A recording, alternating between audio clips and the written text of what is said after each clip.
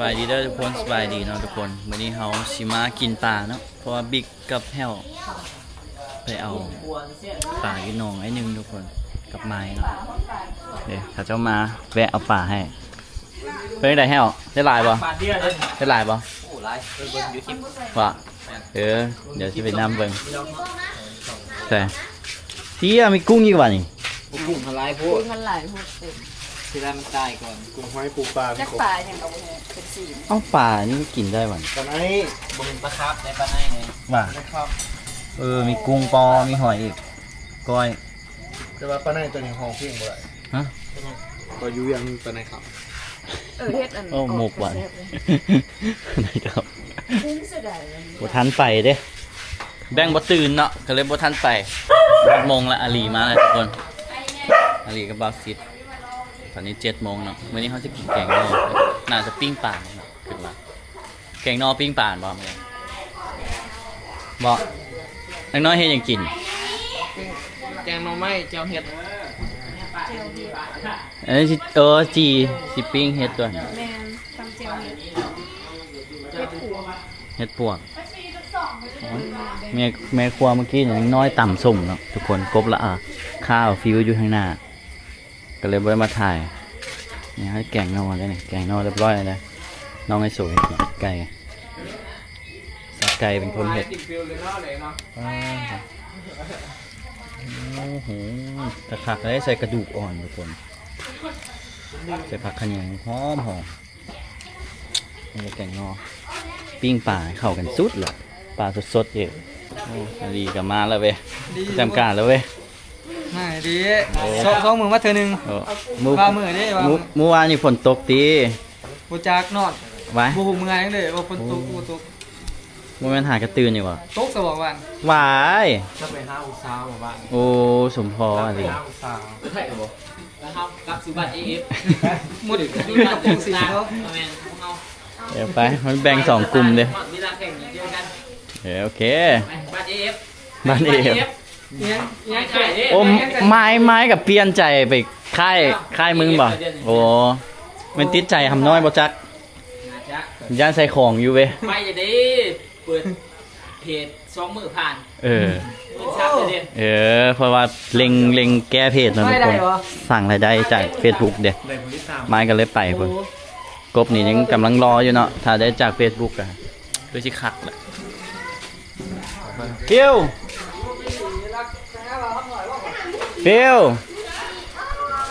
พอป้าไม้ก็หนีป้าหลานไปเสยเว้ยหนีป้าฟิวเอามาไปสิโลฟิว people you want people ตรงนี้พิเศษ ว่าสนใจเลยเว้ยฟิวเพราะว่ามักตัวฟิว you want people พิเศษตัวไหนชีส ตาย นี่ฟิวยูนี่เดี๋ยวอ่านกับแบงค์ วันนี้ตานอนกับพ่อไปเจ้าหนึ่งอยู่กับพ่อไป ไปเลย ไปเลย เลย ฟิวไปเลย ฟิวไปนำเด้อ จะได้ฟิวบยอมนี่ ฟิวไปน เจ้าก็ลงหวานน้อง ลง โอ้เชีย ลง เพจใกล้ชิผ่านแล้ววะรวย ำขึ้นไปขนาดไหน รวยแหละ ไปตอนนี้ไปใส่ไปก็จะไปละ มันมิ้วไปกวดเอาฟิว อยู่กับแบงค์เลย ฟิวอู้บ่สนใจปีโป้มันตัวร้องมันดู มันพูดได้ว่านั่นน่ะ หัวหลอกเนาะ ฟิวเบิ่งเงียบ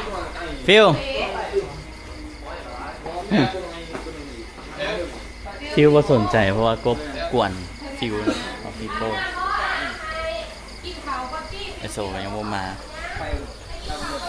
ถ้ากินปิ้งปลาทุกคนน่าจะปิ้งปลามีหอยได้อย่างจีหอยกินไปได้มันต้องเปิดแฟตใหม่ก่อนอันนี้ปลาปิ้งอยู่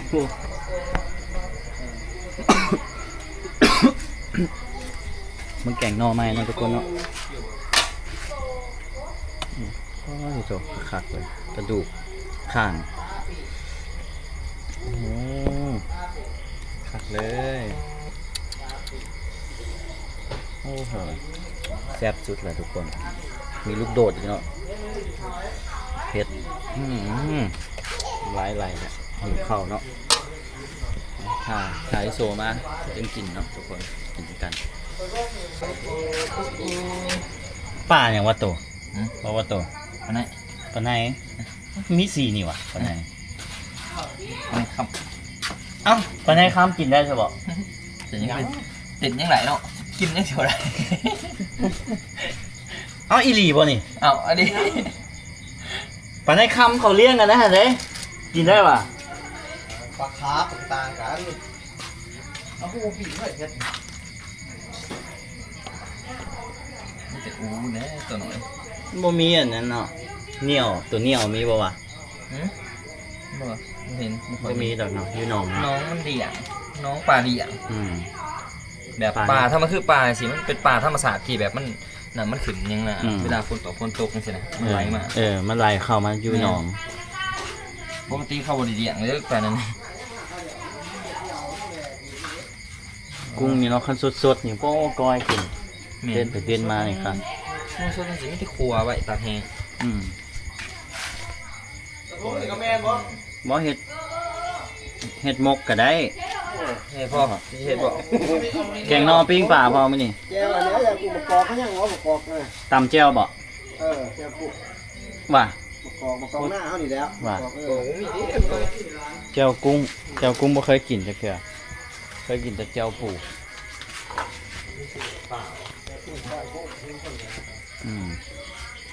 อันนี้สิตำแจ่วอันนี้เฮ็ดทีเฮ็ดอยู่กับไปโซดนเนาะจนสิเป็นพ่อครัวเลยเด้ เป็นอย่างนั้นนะ อีกจักหน่อยนี่แม่นแบ่งกันเป็นเชฟเลยเบิ่งเอาเด้อไอ้โมนี่เอาไปอยู่น้ำเนี่ยเนาะไปอยู่กินปะปะย่าเด้ เฮ็ดอาหารได้บ่เฮ็ดได้เบิด เอาจี้มักเพชรเป็นเนาะแต่เฮ็ดอย่างเดียวบ่เป็นคือลายใจซื่อ มาเป็นแน่นอนนะมาบ่ได้เฮียนมาเลย รู้ว่าเข้าคอนนำมาเกมเนาะสุดต้องเข้าคอนกับเกม โอเจรายใหญ่ว่าเจียมเฮียสมพอแล้ว เกมลายใจเด้ เจ้าได้ซะ อ้ายหลายคน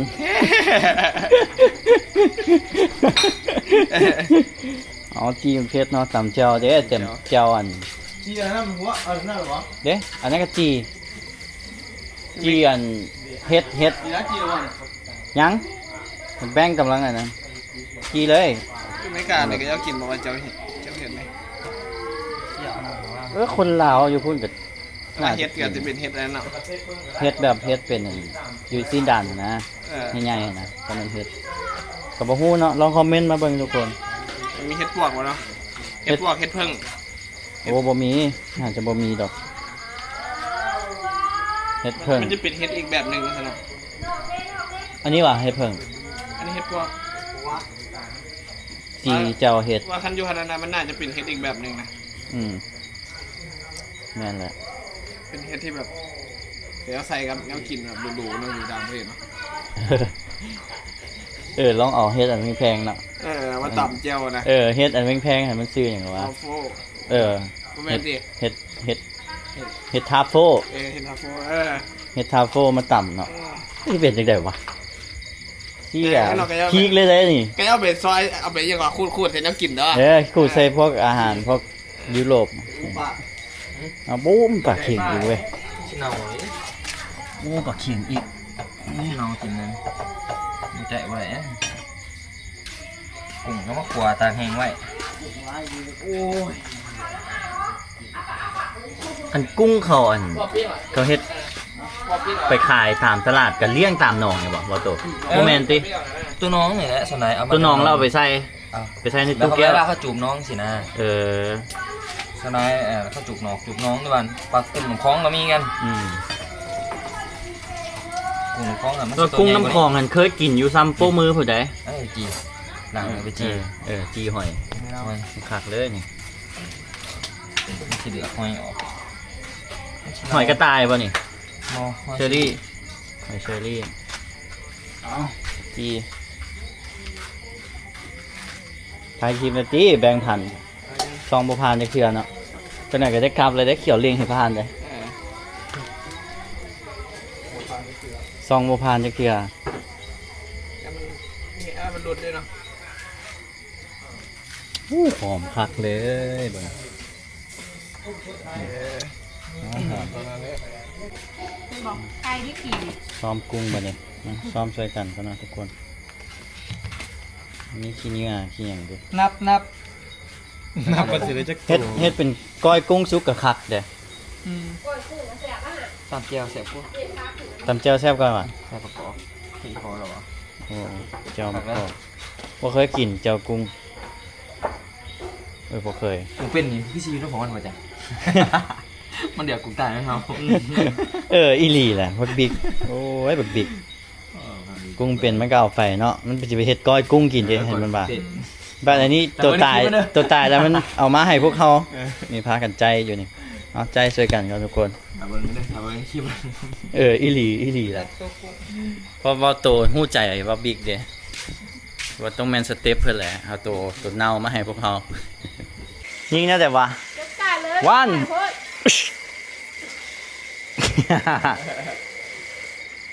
เอากุ้งส้มแล้วอะไรทุกคน ใส่น้ำมันเดี๋ยวบ่ได้แบงค์ กุ้งส้มแล้วแล้วก็ขั่วใส่ไข่นะ เอาเทียมมาเลย หลายเลยนี่เบิ่งทอดไข่ใส่กุ้งปิ้งปลากินกับแกงนอป้าสมะ ก็ไหลยิงมาเลยประกบ ยิงก่อนone two ไก่เลยโอ้ยไก่ซ้ำไก่บ่ลูกก็ยิงประกบคืนเลยทีละ ยิงมา ยิงนี่ค่ะ อ้ออ้ออ้อ โอ้ไก่โอ้พี่ป้า กินไข่ปิ้งปลาวันไหนปิ้งปลากับแกงนอคักชุดนอนี่เอาอยู่นี่เนาะนี่เป็นบ่นอไอ้นกแกงนอปลูกเองคักชุดนี่มันเจ้าเห็ดอ่ะนะคักเลยทุกคนมีจุ่มเนาะมีจุ่มน้ำว้าวแกงนอกับข้าวเหนียวคักสุด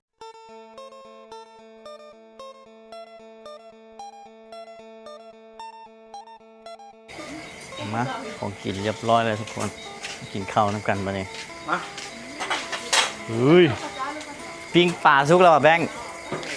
ยัง นี่ตัวนี้2ตัวนี่ที่ครัวเป็น4กิโลนะ ปลาเข่งนี่เด้ยังบ่ตายอยู่นี่ถังมากินข้าวเนาะทุกคนมัน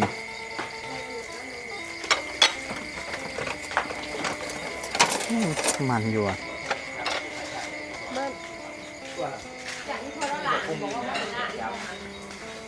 โอ้ยลูกไก่เบิดมาร์กเลยเนาะ ซีมเบิ่งแกงนอลูกข้างคักว่ะแซ่บแบบแซ่บ ปลูกไว้ช่อง กินข้าวเจ้าอ่ะ อยากกินแกงหน่อไม้ครับเจียวเห็ด เจ้าให้กับคักนะครับ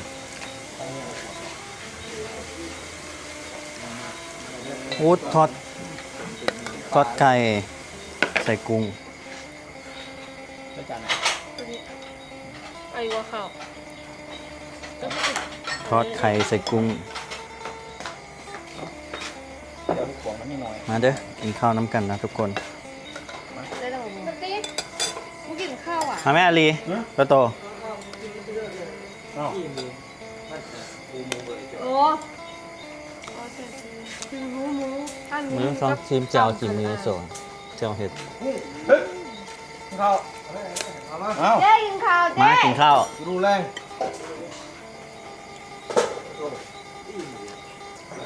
มาแม่ยอมก็ซื้อเขียนว่ามาแม่น้องโอ้ย มากินข้าว ทำไมเราหายไปเลยนี่เจอเจ้าค่ะ มา เจ้า เบิ่ง ยาเห็ด กินกับมันเขาไข่ต้องมีแบบมัน แกงนอเนาะ เห็ดมันมันหวาน เสื้อมันบางไง เอาลูกโดดน่ะ จูนมัน เฮ้ยข้าวแกงเนาะ มันจะติดเข้มเหมือนว่าติดหัวมันหน่อย เดี๋ยวนี่แหละ ลูกโดด คุณต้องมาเราเต็มถวยได้คนได้ที่จะบอกเลย โอ้ยตัวสับวะ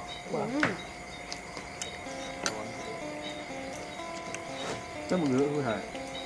คนที่ทานช่อยยุ่งมาแอลอยู่ อ๋อผู้ดูว่าแม่งตัวอะไร เรื่องเหมือนช่อยใครจะหยอดมั่ง ครับ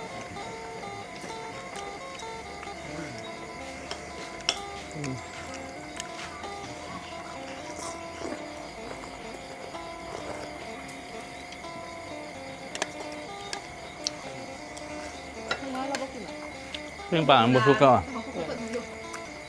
ไม่ยิ้มนังแบบถักน้ำไม่กินก็เจ๊หยุดทำหิว แจ่วแซ่บแจ่วเฮ็ด อยากจะมันหน่อยเนาะ แม่น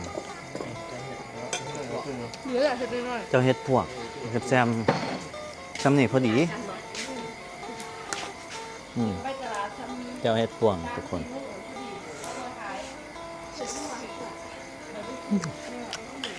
ครับ โดน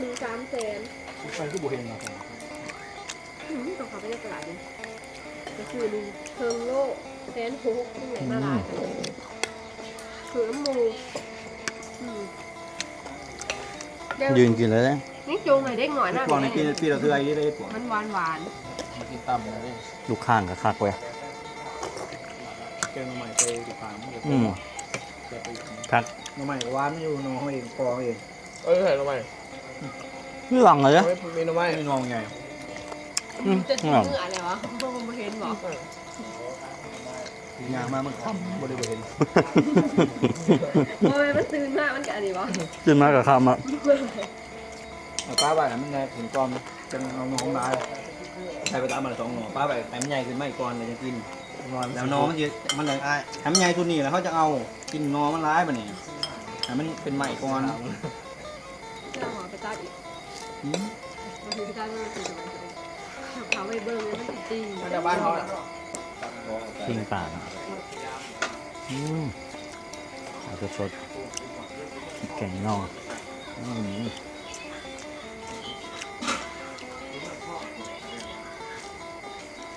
ฮอนอุ้ย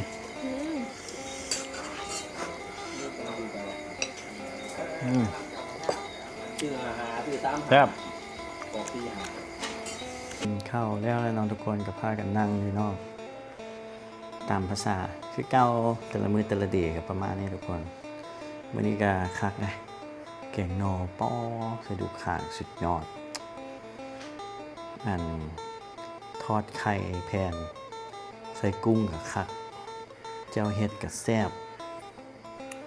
สุดยอดเลยวันนี้อาหารแบบ10 เต็ม 10เลยเนาะบ๊ายบายทุกคนเจอกันคลิปหน้าทุกคนบ๊ายบาย